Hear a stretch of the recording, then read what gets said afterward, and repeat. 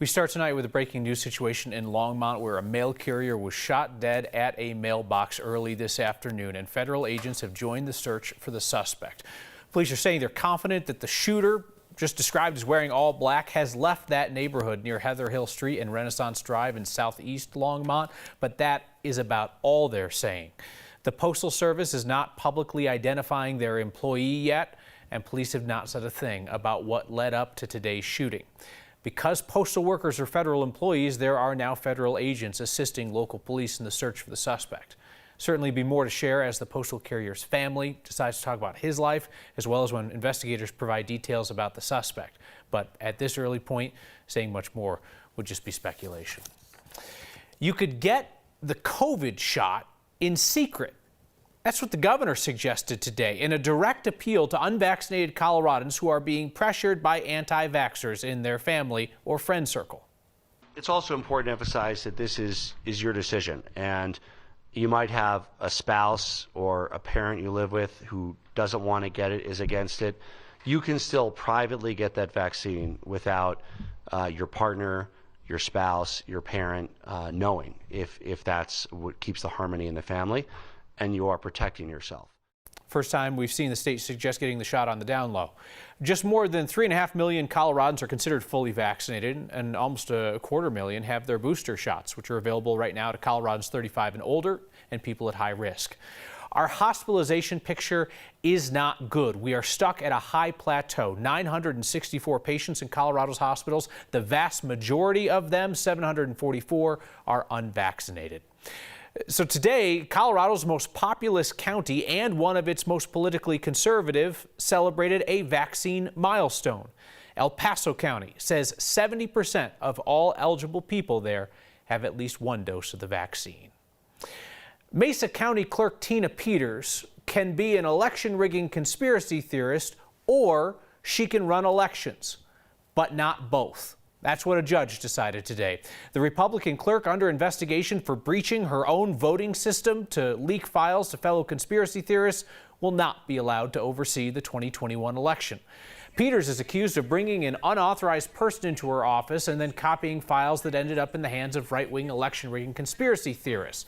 She defended her actions at My Pillow guy Mike Lindell's election rigging conference without providing any proof to support her theory that the elections are rigged.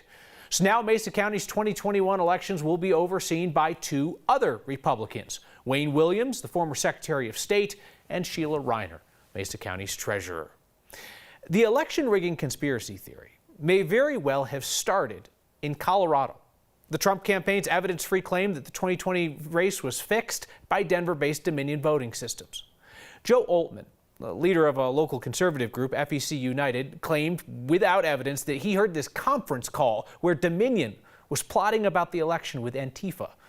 The Dominion employee he accused, Eric Coomer, went into hiding due to threats, and Coomer's come out suing former President Trump's campaign and suing the people who pushed the conspiracy theory.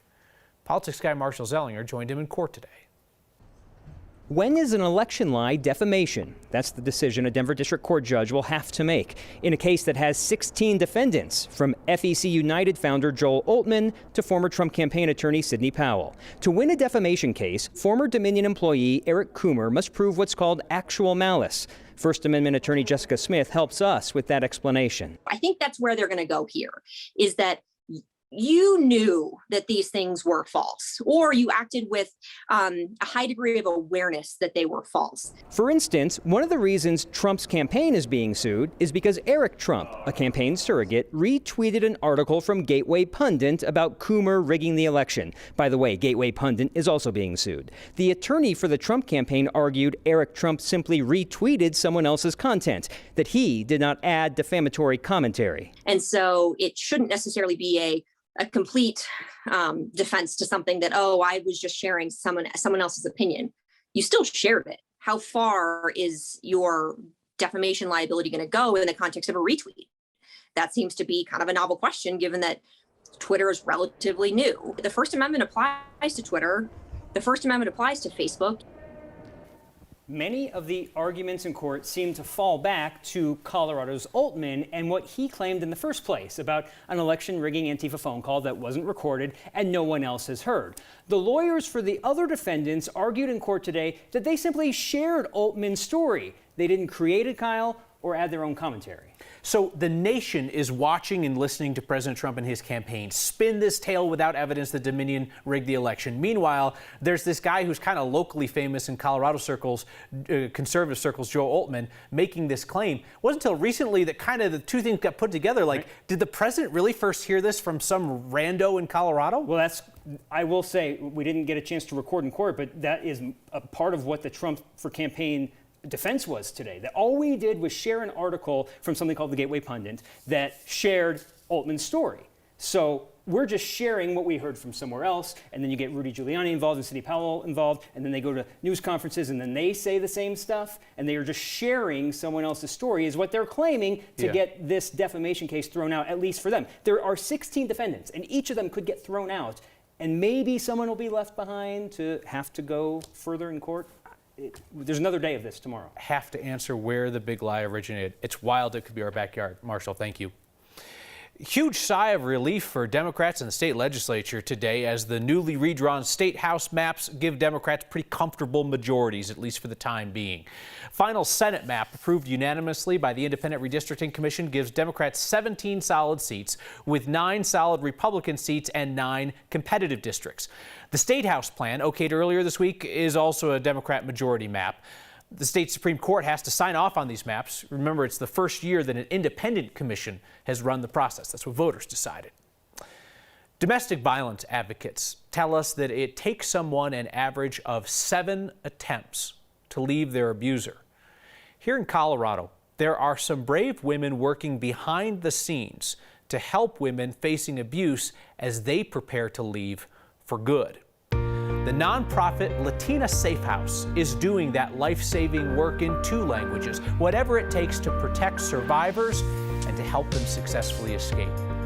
These are portraits of survivors from Latina Safe House's Somos project, women who were helped out of abusive situations through the nonprofit's counseling and support, then guided to success and safety after they left their abuser. You can scan that QR code on your screen, and I will send you the link to join me in supporting Latina Safe House. We've added the QR code because the text to donate function has not been working for everyone lately, but you can still text THANKS to 303-871-1491, and I'll send you the link to donate as well. And as always, I'll match the first 50 donations of $5. Your small donations add up. Your Word of Thanks micro-giving campaigns have raised $4.7 million for Colorado's nonprofits since last year. This week, there are those brave Coloradans at Latina Safe House preparing to help those who want to leave their abusers. Latina Safe House is right there with them on the inside and on the outside. They're saving lives and they're changing futures. And working together, we can help them reach more survivors to offer that path to safety. COVID-19 is behind them. She feels strong enough to run again. It's going to be a statement run. It's just kind of to mark the time period of us being together and being here and being alive, and thankful for that. And you all notice the smallest details about our city. And you know what? You're right. Denver is changing its look. You'd have to look up to notice. Next.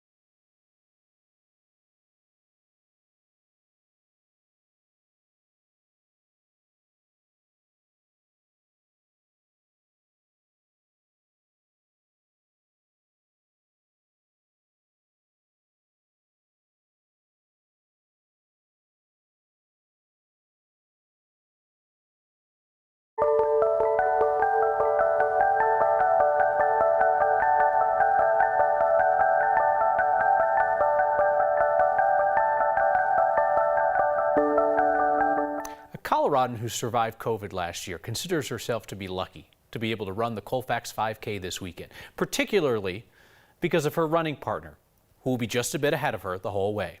Katie Eastman has the story.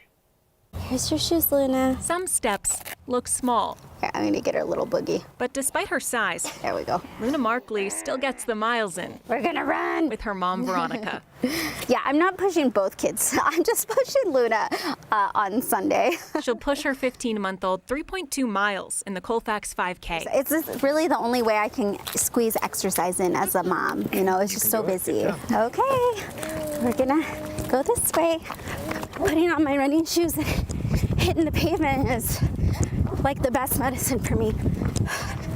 Each step heals Veronica because there was a time she couldn't take them. For those first 7 days, it was just total darkness. It's like I fell asleep and I may have not woken up. That's what my doctors were saying. It was like some people wake up and some don't. She was 26 weeks pregnant when COVID-19 caused her to stop breathing on her own. Before doctors put her on a ventilator, Veronica signed papers in case they needed to perform an emergency C-section. I remember waking up and I immediately looked at my belly. I didn't know what was going on. I was still really disoriented, but I immediately looked at my belly and I touched my belly and I was still pregnant. And I just can't say, not a day goes by that I'm not thankful for that. The weeks and months after were not easy. I started walking half a mile. I was like, I gotta have this baby. I need to get my endurance up, that mentality of a runner. I've got to get moving. Each foot forward brings her closer to her first race since being sick. 2 warrior girls, hitting the pavement with all these other amazing people. Veronica has run half marathons, 10-milers, and 5Ks before. But this race, That was good. it will be her biggest step yet. You ready? Okay. Come on, guys. And while Veronica doesn't remember a lot of those scary moments when she was on a ventilator, she does remember everything after she woke up. And Kyle, she told me she would rather give birth than be extubated again. That's how horrible that experience was. Her toughness and her strength. I've got one of those carriers where you can push your 2 kids in it, and run behind it. I've never used it. But looking at her go is wild. I know, and she said every time she runs with 2 kids, she feels like a badass because of all the people that say like, "You go, girl, you got this," and she really is. Certifiable is what she is. Thank you, Katie. Great story. Our next question tonight comes from a viewer named Jordan in Aurora. Curious about Denver replacing its round streetlights with less decorative ones. Hey, next, I'm wondering why they're replacing the round street lights on top of the stoplights in Denver with the straight ones. If you could find the answer, that'd be great. Really curious, like the old ones better. The old ones were kind of distinctive looking compared to what you'd see in other cities. It's a good eye, Jordan, and a good question. We took it to Denver's Department of Transportation and Infrastructure. They should have a different name for that. That's easier for news people to say. Denver's been switching over to energy-saving LED streetlights for a couple of years now. City says it's just too expensive and difficult to find LED retrofitting for the decorative circular lights. So that's why they're moving to the model that you see in every other city. Hey, keep the questions coming, large or small, because if you're wondering, somebody else is too. And it's our job to find answers. Record your question on video or voice memo and email it to next@9news.com.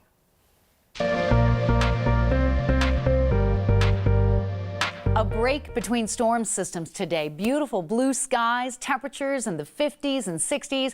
Guess what? We're going colder tomorrow, and this system to the north and west is going to bring mountain snow, rain to Denver in the afternoon, and then it may be cold enough that we see that rain-snow mix right here in the city. Still tracking some gusty winds over northern Colorado and southeastern Wyoming, and we'll see the snow develop west of the Continental Divide first. At this point, there are no winter weather or travel advisories, but I think that will change tomorrow.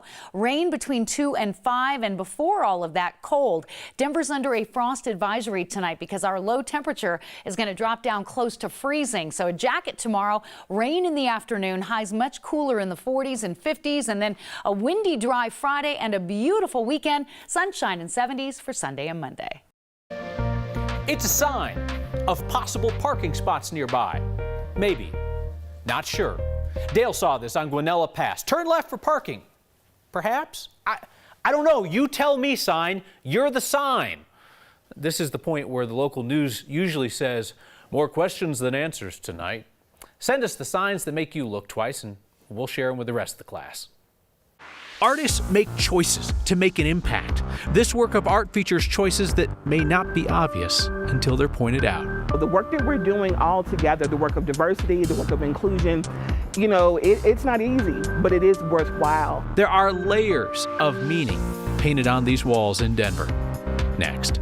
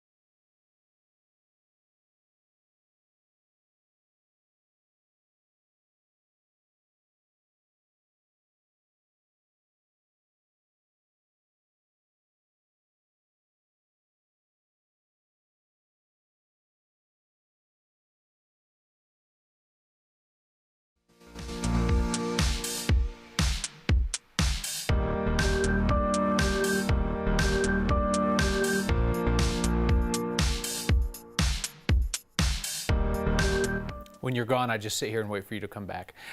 Behind Denver Central Market in Rhino, there is an accessible mural.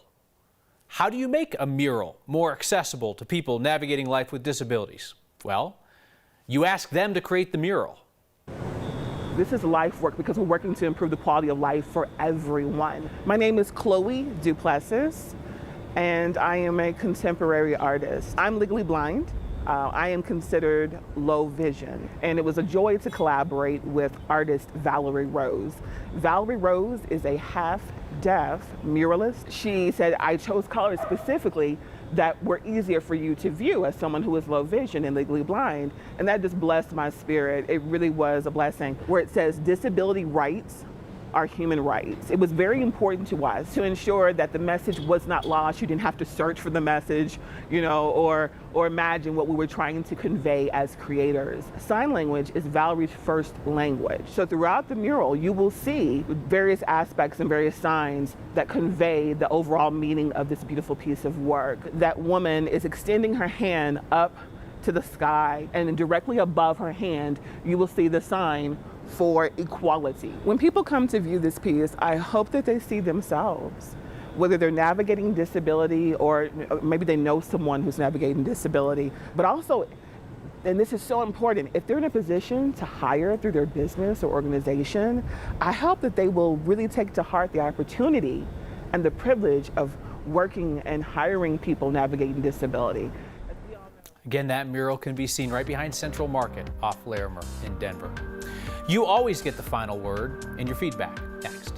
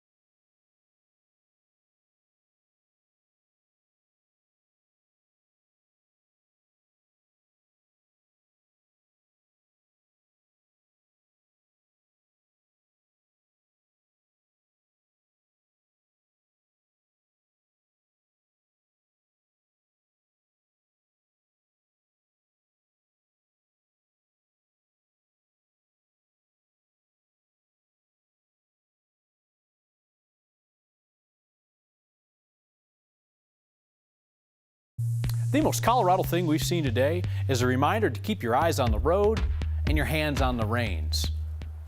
Guy was texting and riding up in Fort Collins. Cheryl got such a laugh out of this. She turned her car around, stopped, snapped a photo, and then struck up a friendly conversation with the rider. I imagine this is probably not as bad as the driving version, but don't text and ride, kids. You could collide with another horse out there. Your Word of Thanks microgiving campaign this week is going to save lives, and that is no exaggeration, because that is precisely what the nonprofit Latina Safe House does, and we can help them do it.